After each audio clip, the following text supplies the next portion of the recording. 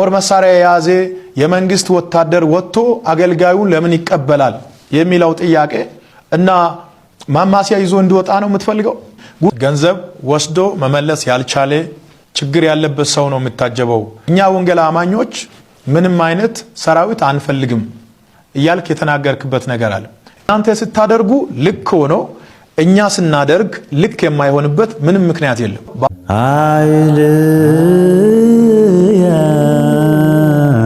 በስመ አብ ወወልድ ወመንፈስ ቅዱስ አሐዱ አምላክ አሜን። ሰላም ሰላም የእግዚአብሔር ቤተሰቦች፣ የእናታችን የቅድስት ድንግል ማርያም ወዳጆች እንደምቆያችሁ እንደምስከዚህ ያደረሳችሁ እኔ አለሁ እግዚአብሔር ይመስገን። ለዚህ የዩቲዩብ ቻናል አዲስ የሆናችሁ እኔ ሶስና ካሱ እባላለሁ። የተዋሕዶ ቤተሰብ የሚል የዩቲዩብ ቻናል ነው። ቻናላችንን ሰብስክራይብ ያደረጋችሁ ቤተሰብ መሆን ትችላላችሁ። ሰብስክራይብ አድርጋችሁ የምትመለከቱ እግዚአብሔር ያክብርልኝ። በጣም ነው ማመሰግነው። ቪዲዮንም ከመጀመራችሁ በፊት ላይክ ስለምታደርጉልኝ አመሰግናለሁ። በዛሬው ቪዲዮአችን በጣም በትዕቢት የተሞላበት ምላሽ የሰጠበት እዩ ጩፋ የሱ ቪዲዮዎችን እናያለን እና ደግሞ በራሱ ላይ የራሱ ሰዎች ተቃውሞ እያነሱ ነውና እነሱን እንመለከታለን። ከዚህ በፊት እዩ ጩፋ ለሌሎች እምነቶች ምን አይነት ትንቢት ተንብዮ ነበረ፣ ትንቢዩ በራሱ ላይ ደረሰበት የሚለውንም እናያለን። እስከ ቪዲዮ መጨረሻ እንድትከታተሉኝ በትህትና ጠይቃችኋለሁ። ቪዲዮውን ስንጀምር ለብዙዎች እንዲዳረስ ላይክ እና ሼር እያደረግን እንጀምር። ወደ ቪዲዮ። ኢየሱስ ጌታ ነው ማለት ጋኔኑም ይላል፣ ምንም ጥርጥር የለውም ነው። ጌታ ነው፣ እውነት ነው። ጌታ ነው፣ አምላክ ነው፣ የባህሪ አምላክ ነው፣ የጸጋም አምላክ አይደለም። ይሄን ግን ጋኔኑም ያውቃል፣ አጋንንቱም ያውቃሉ አለ ያዕቆብ። እንደውም ይንቀጠቀጣሉ አለ እኮ። ግን ሰው በእምነት ከጋኔኑ ጋር እኩል ነው። ከጋኔኑ ለመብለጥ ምን ማድረግ አለበት? መታዘዝ፣ መጽሐፉ የሚለውን ማድረግ። ይሄን አድርግ ምን ትድናለህ? ምን ትላለህ? ትድናለህ። ጋኔኑ ያምናል፣ አያደርግም፣ አይድንም። ጊዜው ሲደርስ ይታሸጋል በሲኦል። እኔ ንጹሕ ኦርቶዶክስ ነኝ በማለት አይዳንም። እኔ ክርስቶስን አውቃለሁ በማለት አይዳንም። አጋንንትም ያውቁታል፣ ጋኔንም እግዚአብሔርን ያውቃል። ምንም በዚህ ልዩነት የለንም። እግዚአብሔር ማን እንደሆነ ጋኔን ያውቃል፣ ፈጣሪው እንደሆነ። ክርስቶስ ሰው በሆነ ጊዜ እንኳን አንተ ቅዱሱ የእግዚአብሔር ልጅ ኢየሱስ እንደሆንክ አውቄሃለሁ አለ። ማን ነው ይሄን ያለው? ጋኔኑ። እንዲህ ሰው ከጋኔን የሚለየው የሚያምነውን እግዚአብሔርን ይታዘዝ። ባልንጀራህ እንደራስህ አድርገህ ውደድ ሲል በቃ ሰው ለሆነው ሁሉ በጎ ነገር ያስባል፣ በጎ ይናገራል፣ በጎ ነገር ያደርጋል። ስለዚህ ከጋኔን ተሻልን ማለት ነው፣ ከሰይጣን ተሻልን ማለት ነው። ይሄን ካላደረግን ግን እዚህ በመሰብሰባችን ክርስቶስ ብለን በመጥራታችን አንድንም። ክርስቶስ የእግዚአብሔር ልጅ እንደሆነ በመመስከር ብቻ አንድንም። ክርስቶስ የእግዚአብሔር ልጅ አድርጉ ያለንን በማድረግ በመኖር ነው እና ስለ ክርስትና ማወቅና ክርስትናን መኖር ይለያያል። አሁን ከኛም ውጭ ለፍልስፍና ብለው ስለ ክርስትና የሚያውቁ ሰዎች አሉ እኮ። ምንድነው ይሄ ክርስትና የሚባለው ብለው የሚያውቁት ነገር አለ። ይሄ ማለት ነው ክርስትና ማለት እንደዚህ ነው ብለው ይድናሉ። ግን እንዴ ስለ ክርስትና ማወቅና ክርስትናን መኖር ይለያል። ስለ እግዚአብሔር ማወቅና እግዚአብሔርን ማወቅ ይለያያሉ። ለአባታችን ቃለ ሕይወት ያሰማልን፣ መንግስተ ሰማያት ያወርስልን፣ የአገልግሎት ዘመናቸውን ያብዛልን።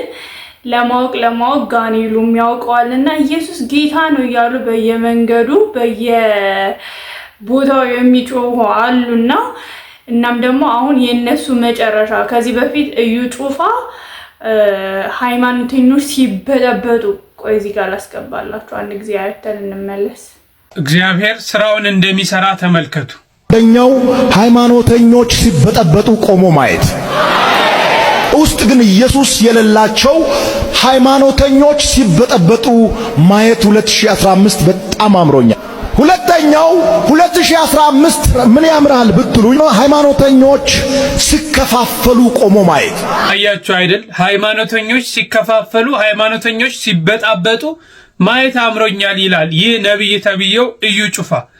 ይህንን በሚናገርበት ሰዓት እንኳን የራሳቸው ካውንስል ምንም የወሰደው እርምጃ የለም።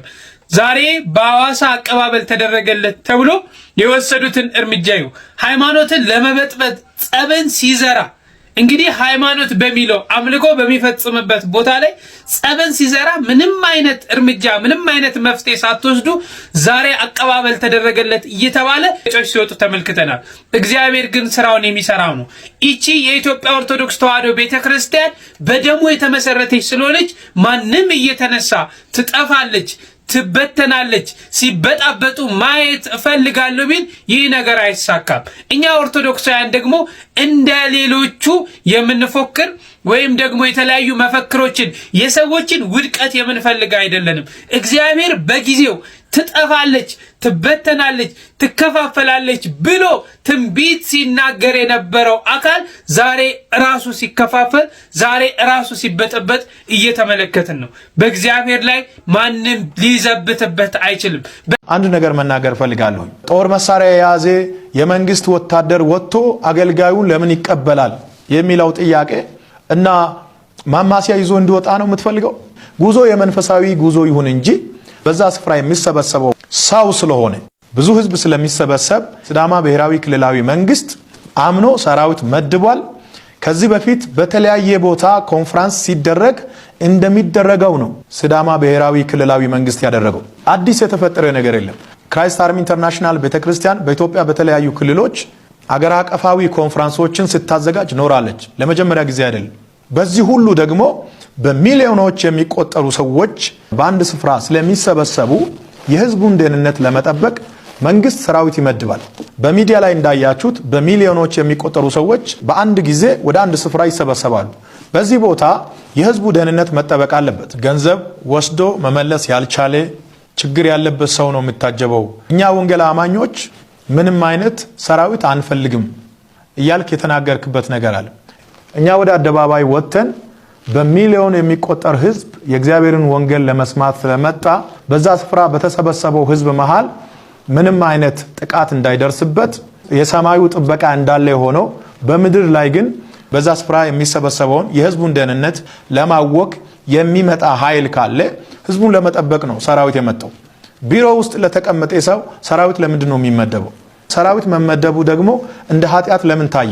ከሁለት ሳምንት በፊት በአዲስ አበባ መስቀል አደባባይ በነበረው ኮንፈረንስ በኢቲቪ እና በተለያዩ ሶሻል ሚዲያዎች ተዘግቦ ሰራዊት ወጥቶ መንገድ ሲዘጋ፣ ትራፊክ ፖሊስ ወጥቶ መንገድ ሲዘጋ በዛን ሰዓት ለምንድን ነው ልክ የሆነው? ካውንስሉ ባዘጋጀው በመስቀል አደባባዩ ኮንፈረንስ ሲያስተናግድ የነበረው እኮ አሸር ብቻ አይደለም። በሺዎች የሚቆጠር ሰራዊት በመስቀል አደባባዩ ፕሮግራም ተሰማርቶ እንደ አሸር እያስተናገደ ነበር።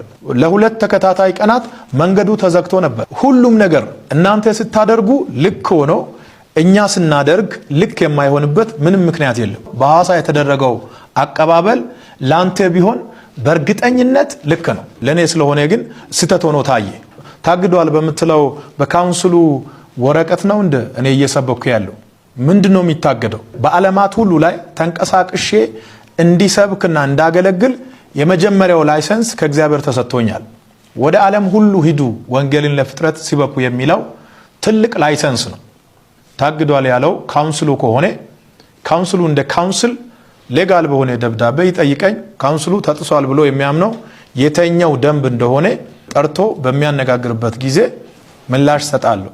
ተጥሶ ከሆነ ያሳምነኝ፣ ካልተጣሰ ደግሞ የጣሰው ራሱ ስለሆነ መጣሱን ያምናል። በኢትዮጵያ ምድር በነ ዘመን ለተሰራው ለትልልቅ ስራዎች እውቅና መስጠት ባትችሉም አትሊስት ሰውን እንደ ሰው ማክበር፣ ጠርቶ ማነጋገር በጣም አስፈላጊ ነው። ምንም ያልተረዳ ህዝብ በእኛ ጉዳይ ሁሉ ካውንስሉ ስልጣን ያለው ይመስላል። በእኔም ሆነ በተቋሙ ጉዳይ ካውንስሉ ስልጣኑ የተገደበ ነው። የኔ አገልግሎት ተጠርነቱ ለካውንስሉ ሳይሆን ለእግዚአብሔር ነው። አሁን እንግዲህ እንደተከታተልነው ነው ብትንትናቸው ነው የወጣው። አልሰማም እያለ ነው። ካውንስል የሚያስተዳድረውን የቤተ ክርስቲያን አስተዳዳሪ ወይም ደግሞ በእኛ ሲኖዶስ እንደሚባለው በእነሱ አለና እሱን ነው እንግዲህ አልሰማም እያለ ያለው። እኛ ላይ ግን ከዚህ በፊት ያለውን ሰምታችሁታል። ሲበታተኑ እንደዚህ ሲሆኑ ምናምን ብሏል። የራሱ ትንቢት ራሱ ላይ ነው የሰራው ማለት ነው። እና በጣም የሚያስጠላ አካሄድ ላይ የሆነበት ቤት ውጥር ብሎ ገንዘብ ሲኖር እንግዲህ እንደዚህ ነው እና በጣም እግዚአብሔርን ካለማወቅ ወደ ትዕቢት መጠጋት በጣም የሚያስከፋ ደረጃ ላይ ነው። በዚህም ጉዳይ ደግሞ ብዙዎቹ ተቃውሟቸውን አሰምተዋል። እሱን ሰምተን እንመለስ። ተአምር ይሰራል የሚባልን አገልጋይ ልበለው በቃ እሱን ራሱን ክርስቶስን በቃ አጅቦ መሄድ፣ ሲወጣ ማጨብጨብ፣ ሲወርድ ማጨብጨብ እና ተዋርጄ ለማገልገል የመጣው ሰው ነኝና አጃቢ አያስፈልገኝም። ለዚህ ማን ነው ያበቃው ያለ እንደሆነ ምዕመኑም አስተዋጽኦ አለው። ቮለንቲር ይሁን ተቀጣሪ ይሁን አላውቅም፣ አዲስ ነገር ነው እና አንድ ሰዓት ተኩል 2 ሰዓት ሙሉ የሆነ ነገር ሲነገር እንሰማለን። በቃ በማያቋርጥ ሁኔታ እግዚአብሔር እንዲህ ይላችኋል፣ ይሄን አሳይቶኝ። ቀልድም አለ፣ ጨዋታም አለ፣ ዘለፋም አለ። ኦኬ እሺ። በዚህ እንቅስቃሴ ውስጥ የገባ ምዕመን ደግሞ በዚህ በአዲሱ ዘመን እንቅስቃሴ ውስጥ የገባ ምዕመን በስነ መለኮት ፐርሰናሊቲ ከልት የሚባል አንድ አሳሳች ነገር አለ ማለት አንድ ተአምር ይሰራል የሚባልን አገልጋይ ልበለው በቃ እሱን ራሱን ክርስቶስን አሁን እንደምትሰሙት የእግዚአብሔር ሰው ይባላል፣ ይቆላመጣል። ያው ይሄ ነብይነቱም ሐዋርያነቱም ትንሽ አረጀ መሰለኝ። አሁን ደግሞ የእግዚአብሔር ሰው ትልቁ ማዕረግ እየሆነ እየታሰበ ነው መሰለኝ፣ አላውቅም። እና ወደዛ ደግሞ ሽፍት እያደረገ ነው እና ለዚህ እግዚአብሔር ሰው ለተባለው ወደ መድረክ ሲወጣ ቦርሳውና መጽሐፍ ቅዱሱን ይዞለት የሚወጣ ሰው ቮለንቲር ይሁን ተቀጣሪ ይሁን አላውቅም፣ ግን ወደ መድረክ ሲወጣ መጽሐፍ ቅዱሱን መሸከም ወይ ከብዶት ወይ አጸይፎት አላውቅም። ፋሽን ይሁን አላውቅም፣ ከየት የመጣ ምናልባት ከምዕራብ አፍሪካ ይሆናል ወይም ከአንዳንድ ምዕራብ ሀገር የጥቁር ቤተክርስቲያናት ወይም የአፍሪካን ቤተክርስቲያናት አንዳንድ መሪዎች ወይም ሰባኪዎች እንደሱ ያደርጉ እንደሆነ አዲስ ነገር ነው እና ይሄን የተወደደ መጽሐፍ ቅዱሴን የእግዚአብሔርን ቃል ይዤ መድረክ ለመውጣት አሽከር አያስፈልገኝም። የተቀጠረም ይሁን በፈቃዱ የሚያገለግለኝ ሰው አያስፈልገኝም እና መጽሐፍ ቅዱሴን ከፍቼ ማንበብ ደግሞ እንደኋላ ቀር ራሴን አላየውም። ይሄን መጽሐፍ ቅዱስ ቢወጣ እኮ ነው እሱ የማይወጣበትም ጊዜ አለ። ፑልፒት ላይ ከሰባኪው ጋር የማይወጣበት ጊዜ አለ፣ ወጥቶ የማይከፈትበት ጊዜ አለ እና ይሄንን ይዞ ከተወጣም እንደተከደነ ሆኖ 1 ሰዓት ተኩል 2 ሰዓት ሙሉ የሆነ ነገር ሲነገር እንሰማለን። በቃ በማያቋርጥ ሁኔታ እግዚአብሔር እንዲህ ይላችኋል፣ ይሄን አሳይቶኝ። ቀልድም አለ፣ ጨዋታም አለ፣ ዘለፋም አለ፣ ብዙ ነገርና ለዚህ ማን ነው ያበቃው ያለ እንደሆነ ምዕመኑም አስተዋጽኦ አለው። የእግዚአብሔር ሰው በል ተብሎ ይሁን አላውቅም፣ የተለያዩ መጠሪያዎችን እየሰጠ እና እሺ ከመጠሪያ አልፎ ደግሞ በተግባር በቃ አጅቦ መሄድ፣ ሲወጣ ማጨብጨብ፣ ሲወርድ ማጨብጨብ፣ አንድ ቃል ተናገረ ማጨብጨብ፣ ማፏጨት ምን እና ይሄ ሰው ቢስት አይገርምም። ካውንስሉን እና ነብዩ ጩፋን በተመለከተ የራሴን ሐሳብ ልሰጥ መጥቻለሁ። በካውንስሉ በእርግጥ ብዙም አይደለው፣ የካውንስሉን ሐሳብ ብዙም አላወራው። ይሄ የግል ሐሳቤ ነው። እኔ በአብያተ ክርስቲያናት መመሪያ ነው ማምነው። አብያተ ክርስቲያናት ደግሞ ለካውንስሉ ቅና ከሰጡና ካውንስሉ ይወክለኛል የሚሉ ከሆነ በሱም ለመመራት ደግሞ ችግር የለብኝም። በመቀጠል ግን በነብዩ ጩፋ ጉዳይ ላውራ። የሰጠውን መግለጫ አይቼዋለሁ። የ9 ደቂቃ ያክል ነው። ነብዩ ጩፋ ከመጀመሪያ እስከ መጨረሻ ባደረገው ንግግር ፍጹም ትህትና አይታይበትም። በሁለተኛ ደረጃ ደግሞ በመግለጫው ላይ ትዕቢት ይታይበታል። የመጨረሻውና ሶስተኛ ያየውበት ነገር ቢኖር ደግሞ ፍጹም ራሱን እንዳልካደ በደንብ የሚያስረዳ ቪዲዮ ነው። ይሄንን ስል ሙሉ ቪዲዮን አይታችሁ መመስከር ትችላላችሁ። በዚህ ቪዲዮ ላይ ከመጀመሪያ እስከ መጨረሻ እኔ የሚለውን ቃል ትመለከታላችሁ። እኔ አጋንንት ሳስወጣ፣ እኔ ሳገለግል፣ እኔ እንደዚህ ሳደርግ እውቅና ከእንትን አልተቀበልኩም፣ ሲመሰረት እኔ ነበርኩኝ፣ መስራቹ ነኝ፣ እንደውም እኔ ራሱ ካውንስል ነኝ የሚሉና ሌሎች ንግግሮችም የተካተቱበት ንግግር አድርጓል። ትህትና በፍጹም አይታይበትም። ቪዲዮን በደንብ ተመልከቱት። እኔ ወንጌል የሚሰብከው በካውንስሉ ላይሰንስ አይደለም። እኔ አጋንንት የማስወጣው በካውንስሉ ላይሰንስ አይደለም። እኔ ለበሽተኞች የሚጸልየው በካውንስሉ ላይሰንስ አይደለም። እኔ ካውንስሉን እንደ ካውንስል ሪስፔክት አደርጋለሁ። ካውንስሉ ሲቋቋም ከዜሮ ስንነሳ የነበርኩት ሰው ነኝ። ሌሎች በካውንስሉ ኃላፊነት ካላቸው ሰዎች ጋር አብረን ሄደን አይደለም እንዴ የካውንስሉን ቢሮ ያደራጀ ነው። ካውንስሉ ከሰማይ አይደለም የወረደው፣ በአንድነት ሆነን የመሰረትነው ነው እንጂ አንተ የመሰረትከው አይደለም።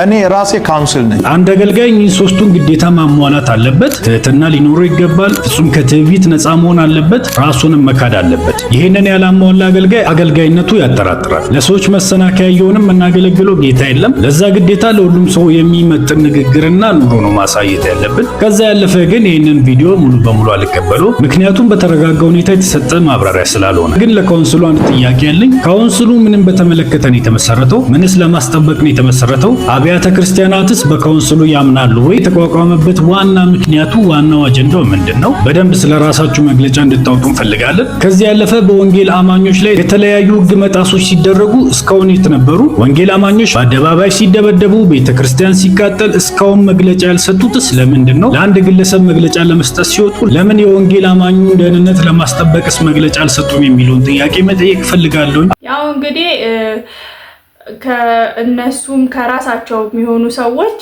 ያስቀመጡት ምላሽ ወይም ደግሞ ተቃውሞ ይሄንን ይመስላል።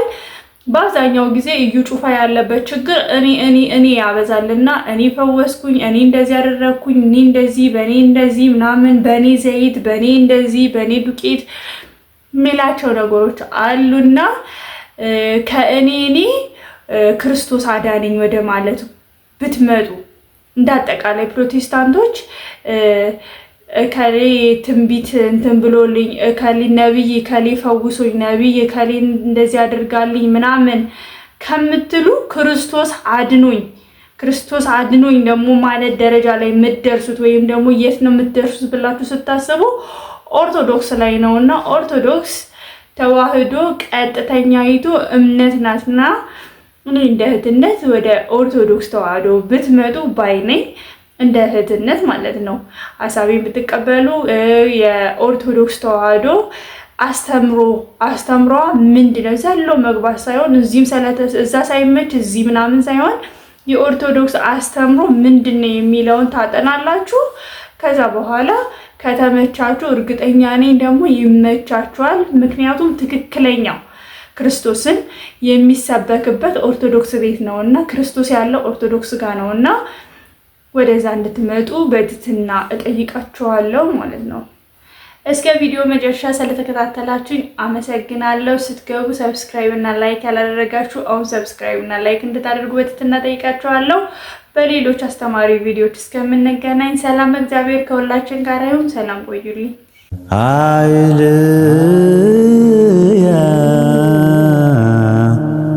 ወሰወንየ ውእቱ